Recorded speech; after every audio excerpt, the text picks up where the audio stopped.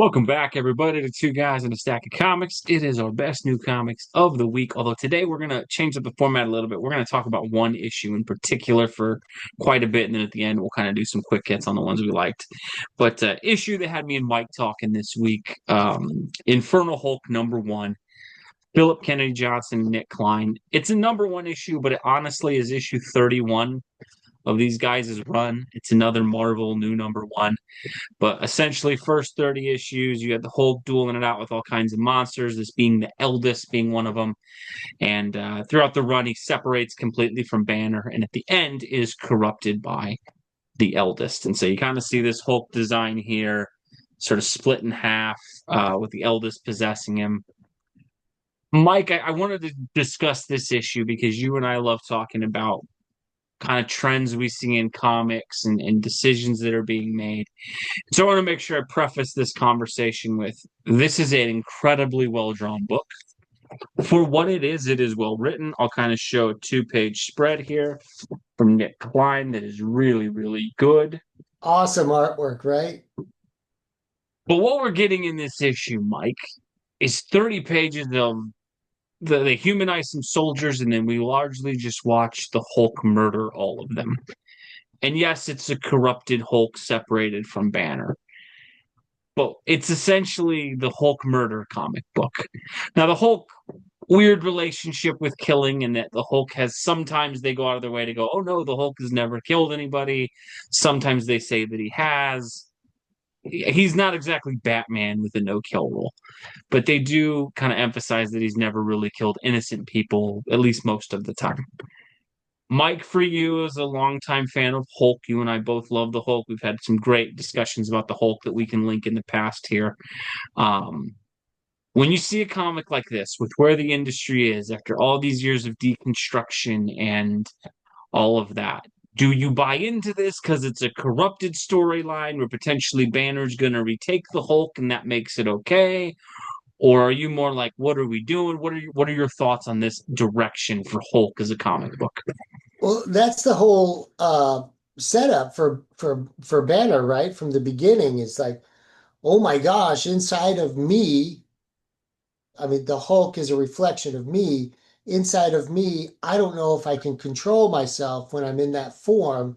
So, I mean, that's his whole inner struggle to make sure that he can contain the monster as much as possible.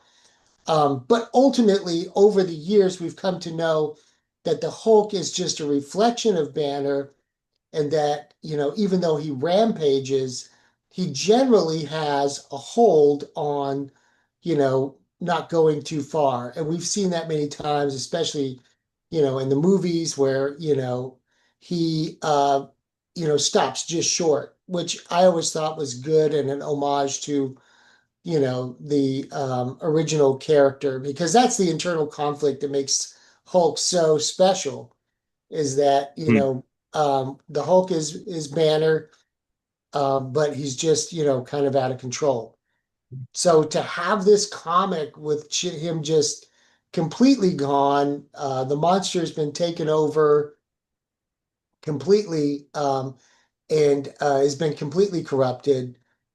Um, it's just really violent. But if you were going to start off a story where this is going to happen, you want to have stakes. So I don't mind that they humanize the soldiers at first and then he just slaughters them, because that gives the reader the impact, and a starting off point. You get to feel the stakes.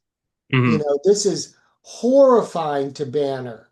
This is absolutely, his worst nightmare come true, right? And so that has maximum impact as far as the story goes, to set up this run. By the way, I don't like that they started off at #1. Why not just make it, Number 30, and well, especially because because it's the same creative team. it's just continuing from the other story, anyway. But But they do Mike, it's start out with a because new this is #1. the Infernal Hulk, and that was the incredible. Indomitable, Infernal, No, you it's like Hulk Volume 21 at this point, comparatively yeah, to what it used to just happen. So, yeah. Create your own title here. But yeah, but anyway, I think, it's definitely an adult story. Did it get the red label from Marvel or No, whatever? no red label on it. I think it does get like Teen Plus or something like that. But Teen Plus, yeah. Well, with the video games these days, I guess we've been desensitized even further. But yeah, I mean, I think it raised the stakes, and I think that's probably what the writer's intention was. What do you think? so here's where I'm at with this. I liked the 30 run up to this. I've been buying Hulk for years. I thought Philip Kennedy Johnson did a great job. Um, from a technical aspect, this is done well. It's really well drawn by Nick Klein. The actual story, like you said, an evil Hulk rampaging, and then you humanize the soldiers, like you said, it brings the impact.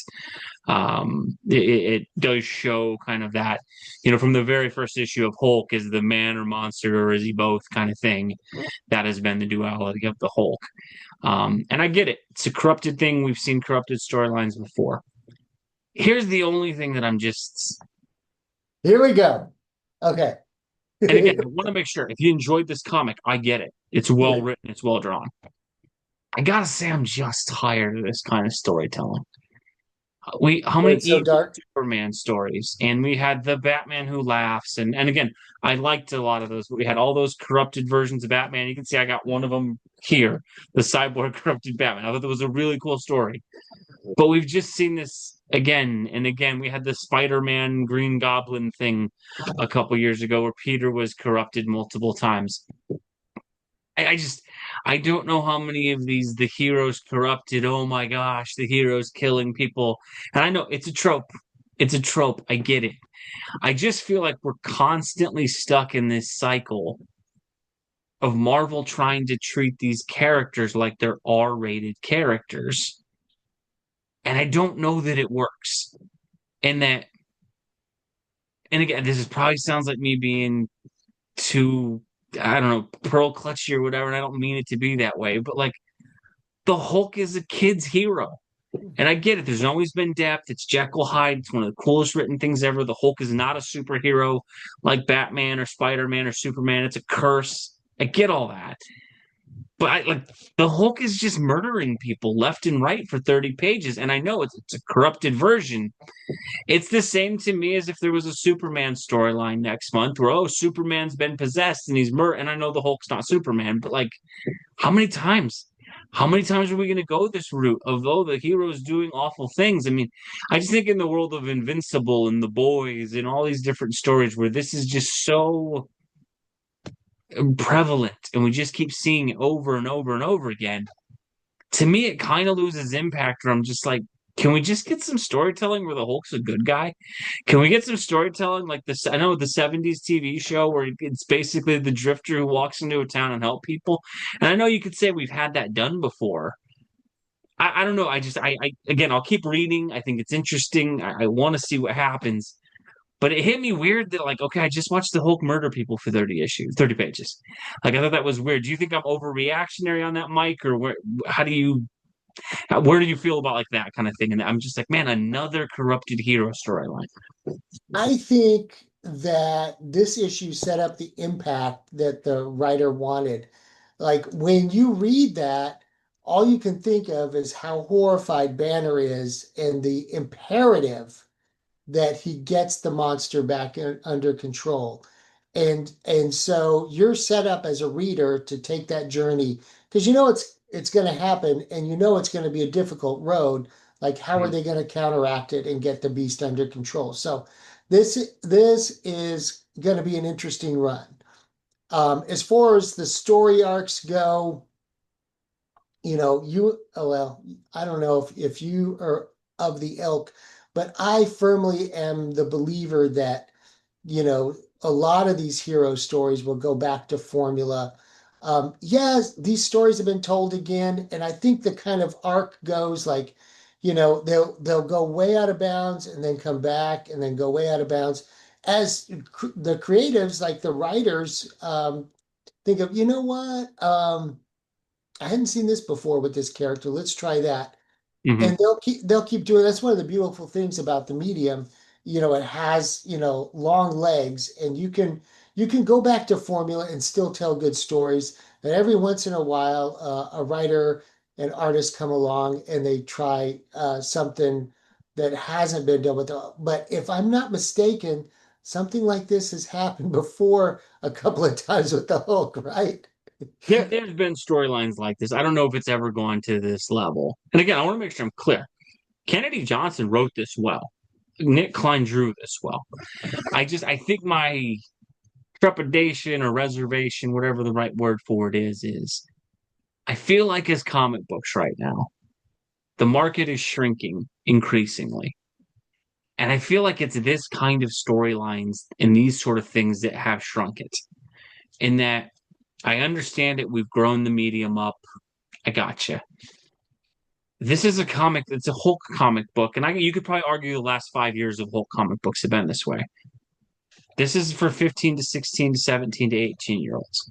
Yeah, Anybody who's 6 to 10 who wants to pick up a Hulk comic book, no, not that's this, not the not even book for you. close. Yeah. And I get it. You can just say that's what the medium's done. But I do feel like there's a happy medium we can hit Well, that an adult can enjoy it. And it just seems to me like we just keep going more the direction of overly violent, more the direction of overly bloody, more the direction of, hey, it's an adults only kind of story. And I get it. You can tell, well, kids see worse things online. Video games are violent. I get it. I would still say comic books should cater towards at least 10-year-olds, something like that. And I just feel like we're at a point where, like, can we play the hits again a bit? Like, I feel like we've been so off for so long with all of these characters where Captain America has largely become a comic where we lecture about how much America sucks and why Steve Rogers isn't that heroic. Iron Man has become a lecture series about why billionaires suck and why he's not that heroic because he's rich. Thor has become this story, and again, I've enjoyed the last couple of issues of, oh, Jane was better with the hammer, and he's not all, was he actually worthy? And now Hulk is this, and it's just like, can we get back to like Captain America fights the Red Skull? Can we get back to the Hulk kicks the crap out of the Abomination? Can we get back to Thor's taking on Loki? And I know people can go, you've seen that before, you've seen that before, you've seen that before. Yeah, there's a reason we've seen that before. It's what the medium's built off of. yeah. And I'm not saying this is bad. I'm not saying it doesn't work. I am not saying if you enjoyed this comic that you're wrong, because I can look at it from a 30,000-foot view and go, man, well drawn, well written. I get what they're doing. I just feel like we're on the wrong track. And Yeah. instead of going, hey, man, let's veer this back on to where these traditional heroes that people have loved for decades and we give you more of that kind of content, we're just freaking determined that, like, Well, no, man, more bloody, more violent. I don't know. That's where I kind of get with it. And again, I'll keep reading this. It's just uh, weird to me on that. I think with a storyline this extreme and this violent, I would think the next one to come out would be more grounded and down to earth and more for a general audience. So I'm kind of betting on that. Like I said, it kind of, it'll go out of bounds and then come back. And but I know the trend has been, go violent, violent, violent, violent. You get a little dip here and there. Yeah, Yeah, I do think that there's room in the industry for stories that are less violent and more like the old days. And the masters, like Stan Lee and them, they knew how to skirt that line where the story could be read for all audiences and enjoyed. What do we call it? The Pixar medium? Pixar. Yeah, Yeah, Pixar. yeah, Yeah. yeah, yeah. Which is cool. But I don't get me wrong. I still like, a more adult themed story, once in a while. You and I both enjoy those. Oh no, and I think it's all about the characters. And look, there's one of the comics you and I are going to talk about this week is Conan. Yeah, That is not a kids only story, but I feel like again that character fits that. Conan Conan absolutely. has always been a mature character from when Howard created him. Yep. And I know the Hulk is not. I know Hulk is not Spider-Man. He's not Batman. He's not Superman. He's not your traditional hero. That's what makes him unique. It's what makes him great. I just yeah, I don't know if it's the right path. I don't know, and I feel like Marvel just keeps going down the line of this path with these characters, and it's like I get it. They've been around 60 years. You want to try new stuff. But there's a reason the classics worked. There's a reason it did. And I feel like we keep barreling towards comics need to be more R rated than PG because people conflate, well, more gory and more this means better written. And that's not necessarily the case. And No, again, that's against the writer, he did a great job in this book. I just don't know that it's the right track we're on. yeah, it's definitely not a true statement. But I do think that a lot of writers tend to go that way for the shock value because, at one point, that's really what the readership demanded. But Mhm. I think overall, there's a spot for the middle ground. And I know Darwin Cook was a big fan of that. I think it's out there, and I do want to see more of it. And for Hulk, who always is on the more violent side, you got to be careful with that. With great power comes great responsibility. No, it's a Right? good book. I'd be interested in folks' thoughts on it. Again, I would say it still goes on to best comics because from a written and technical aspect in terms of the writing, it's incredibly well done. The art from Nick Klein is incredibly good, and it does, like you said, it has the impact in there. I'm not arguing in any way that it's a bad comic. I just don't know that it's the right path. But let us know your thoughts down below on that. Real quick, since this is best new comics, just going to real fast go through a couple recommendations. Mike and I are going to dive into a couple of these next week in a little more detail. But Conan Scourge of the Serpent, #3 Yes. comic. I'm Um, loving this story. It's so Zub good. knocking it apart. I love the way that we're still balancing these three timelines with Yep. Cole and with Conan and Kirawan.